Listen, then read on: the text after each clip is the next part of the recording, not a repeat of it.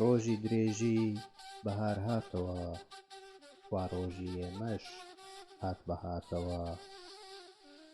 شەوی تاریکی زستان بەسەر چوو، بەرخی هیوامان لە دەستگرت بەربوو. گورگە شینەکە وای ڕەوەشاندی، بەندی بەندەیی بە بەختی پساندی. بە کەیفی خۆمان لە کوردستاندا ئەگەڕین بەناو گوڵی نیساندا.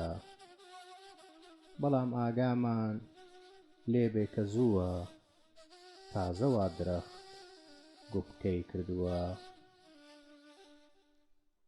دەست بە سەرچڵی مەبەن بۆ سەرچڵ، کە گۆبکەی وەری داخ ئەبەنە دڵ.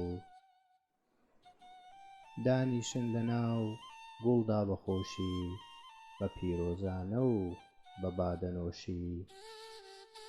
لاوچی کوردی بڵێن بە قەتار، دەنگ بداتەوە لە دەشت و کۆسار. بەڵام هەر دەنگخۆش کەم بڵێ نەک زۆر، گەڕە لاوژە ئەبێ بە گابۆڕ. ئەگەر هەر سەرێ کەوتە سەردایێ، خۆمان لێ ئەکا بە شاگەردایێ. ئەو سایە هیچ کەس ناناسێ، خۆ هەڵدەکێشن پڕ بە کراسێ.